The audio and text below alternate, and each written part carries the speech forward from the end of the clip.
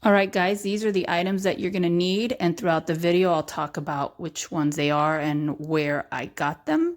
So let's start this video off. The first thing you do is you need the shells. I bought 2 molds of 6, and I cut them each into individuals, and then I cut them even more so there's just a small lip around the edge, and that way they fit perfectly into a cupcake pan. This is a double boiler that I got on Amazon. It wasn't really expensive. I think it was like $7 with the spatula. I put the chocolate melt. I use the Ghirardellis that I buy, the dark chocolate melts. I buy these at Sam's Club. It's like 30 ounces for about $8. You get over a dozen for each bag for sure. Put them in there, mix them up, make sure it's on high boiling. Keep mixing and mixing until they're completely melted. It could take a little while depending on your heat, but don't stop until they're completely smooth. Once they're smooth, then you turn the stove down to low just to keep them soft and melted throughout the whole process.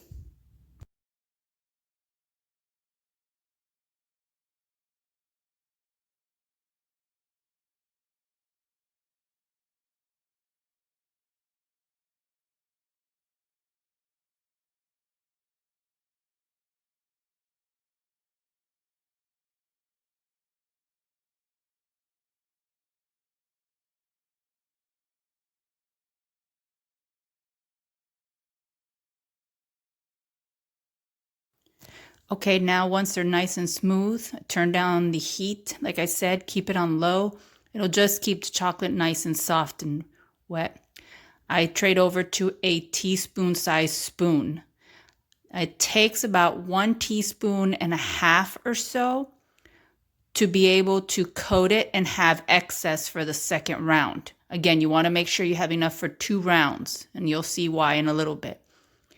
Lean the cup over and get that chocolate right to the edge. You'll notice that it will bubble right over that edge, but it usually keeps pretty well inside of it. And just keep rolling, rolling, rolling. If at first you have a hard time doing this, no problem. You get a spoon and use a spoon to get it right up to the edge. Use the bottom side of the spoon and get it right up to the edge. But if you get used to rolling it, it makes it really easy and it gets it right up to the edge.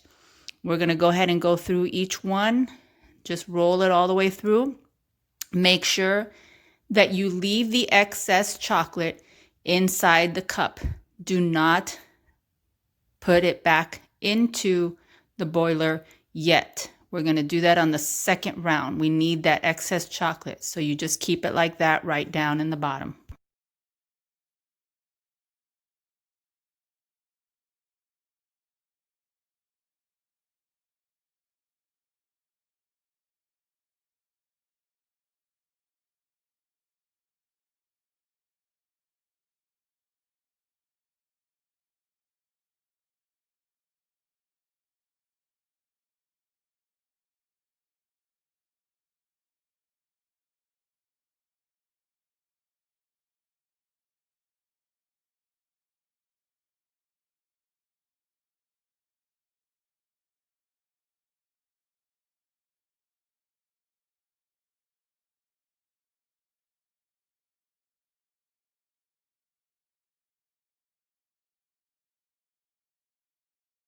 If you get to a point anywhere that you feel you're running out of chocolate, and I purposely left less on purpose so that I could show you this, no worries. Add more of the melt right into the double boiler. Keep melting it. Just go scooping through it again real quick and continue your process. You could always add chocolate. It's easier to add some and melt some than put too much and then waste it in the end. Once it's melted again, continue your process and go all the way till you have all 12 cups filled.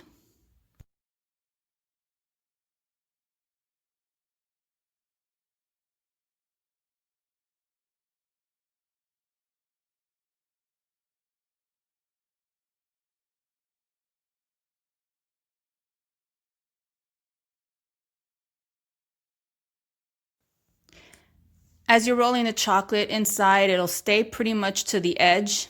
If you ever get to the point where it spills over, it's not a big deal. Just get something with a flat edge, butter knife, spatula, baking spatula, whatever. Scrape it right back and put it in the bowl. And that's it. Continue forward.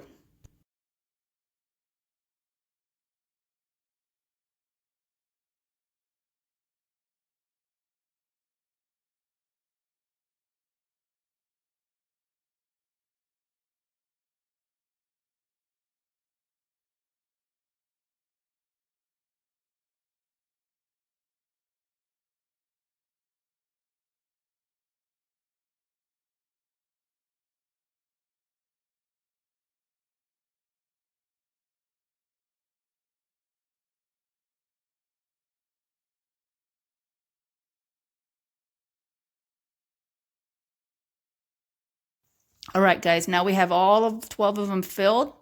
We're just going to let them sit, give them about 5 to 10 minutes with the excess in it, and then we're going to come back.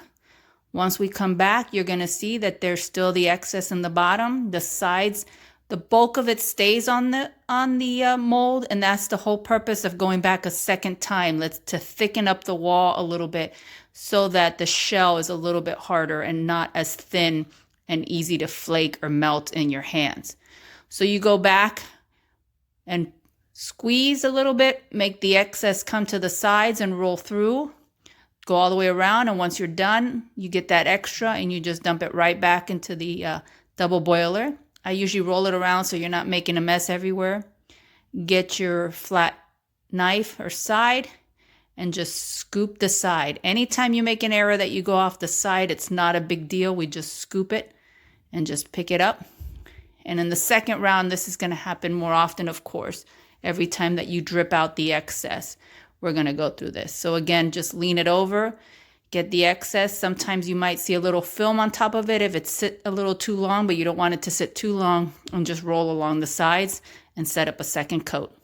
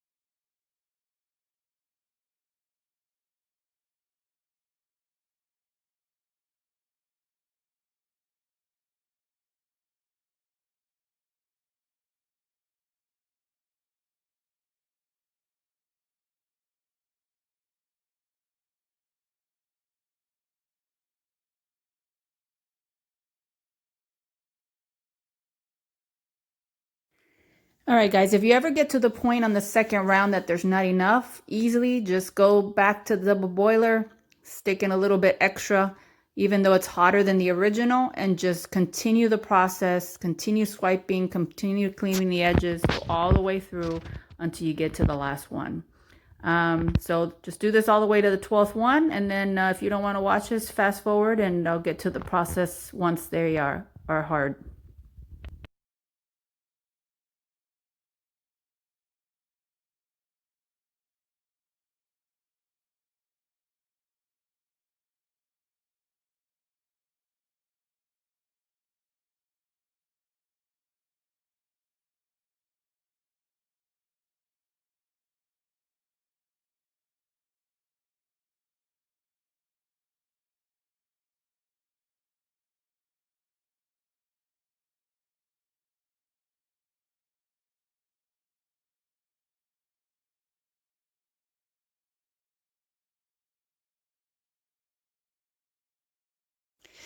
All right, guys, we finished the last one. Now we take the whole entire pan and put it in the fridge. Set a timer for anywhere between 5 to 10 minutes. I usually take about 7 minutes for mine. Once you pull them out, they're going to be nice and set. You're going to see there's a difference. You'll see mine have sometimes a little shine. Sometimes if they get steam from the double boiler, you'll get that crackling in the middle. It's not a big deal. But once they're hard, you take them out, get the lip, and softly press down, and you'll hear a little snap every time. Let it snap all the way around before you try to take it out. Makes it a lot easier and smoother to get the shell out. Once you snap all the way around, push one side more. With your finger on the inside of the shell, you just push it and you'll see it comes right out. Beautiful, nice and smooth. You're going to want to just put it in a cupcake cup. Makes it easy, keeps it nice and clean from touching other stuff. And then just repeat the same process for each one. Snap all the way around. Once you're done, push inside with one finger, push the outside with the other, and you get a nice shiny coat.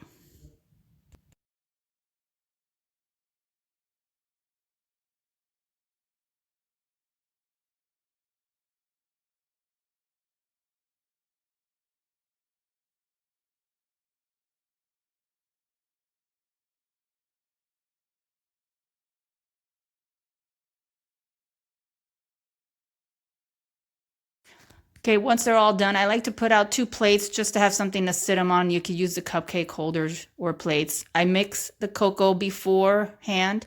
I use the Ghirardelli's Majestic cocoa powder. It takes 1 teaspoon of the Majestic cocoa powder, or any cocoa powder really, to every 1 tablespoon of sugar. If you make a big batch, I use 1/3 of a cup of the cocoa to 1 cup of the sugar. Make sure you have a flat pan. It could be a griddle, it could be a small pan, as long as it's flat. Put it on very low heat. Sometimes I even smooth it and put it off of the heat just to get it warm. And I use the dehydrated marshmallows I got on Amazon. They have them just white. They have them like in the cereal. Some people use the bigger ones, you know, the Stay Puft ones, a little bit bigger, the Jet ones, or the big ones. I put my 2 chocolates on the plates. Now you got to make sure that you need to heat them both. Get the first one very quickly, roll it along, pull it off, put it down, put the cocoa powder in there. I use 1 tablespoon of the mix of cocoa powder chocolate mix. And then I put the marshmallows. That's a preference. You could put as much or as little or none. It's up to you. You could put, like I said, the bigger mini marshmallows or even the large ones in there. Get the second half.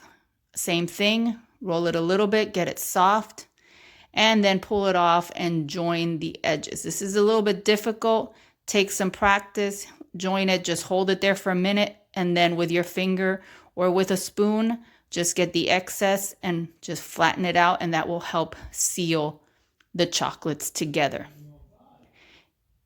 Go all the way around, and you're done.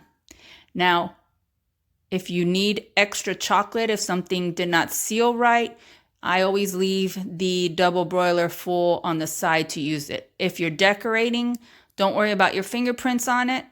If you're not going to decorate, you might want to change and put some gloves on in this process. That way you don't have the fingerprints on it.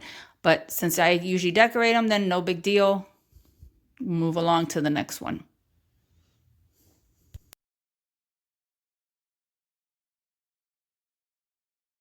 All right, let's do this one more time. Don't forget, you have to melt the first one. If you do not, it will not seal right.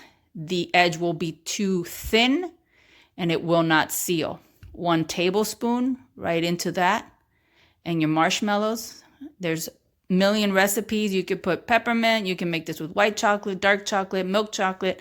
This is just a sample. Melt the other half. Again, put it right on top, edge to edge. Since they both have a little bit of a thick seal, you'll see that chocolate right there. Hold them together. Be careful they don't slip. And then just slide. Sometimes they'll slide over a little bit. No big deal. Just get that chocolate and smooth it on there. And again, if you need extra chocolate to smooth the edge, get some from the double boiler. Or if not, if you don't have the double boiler going, then no big deal. You could get some chocolate from the pan that you melt the edges from. But I just get it from the double boiler.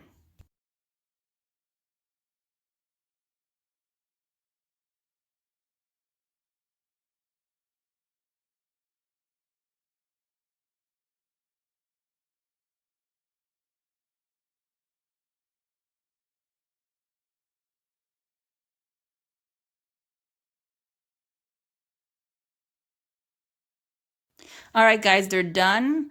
I have put them in their cupcake liners. If you want to have them keep, just put them in a Tupperware. It has to be an airtight container. I'm going to take one out to show you a demo. I'm going to get a cling wrap, and I just use it for extra sealing. Sometimes, you know, the Tupperware doesn't seal as well, or it's just, you know, you just want it as tight as possible. They will stay in a Tupperware container in a cool room. Avoid direct light, especially sunlight, and they will keep for as long as the expiration of the chocolate or any of the ingredients are, they will keep that way. I just line it with the cling wrap, put the lid, and I put it in the pantry. I got my mug out, and when this is the way you do it, you put your mug, you get your bomb, you drop it into your mug. Sometimes they'll have decorations, they'll have little things on top. You'll see it floating in your meal, in your mug, or else it'll add flavor. I get 1 cup of milk. If you don't want it that strong, go up to 1.25 cups of hot milk. I've already put it in the microwave for about 2 minutes, 2.5 minutes. And you'll see it start melting right through the chocolate, and boom, everything in there is just gonna pop right out at you. Of course, the bigger the marshmallows, the more effect, but there it is. Grab a teaspoon, tablespoon, whatever you got, mix it up, because the chocolate will still be sometimes a little clumped up in there, and you'll see it come up there. It'll be clumped up, and that way you mix it up and melt it completely.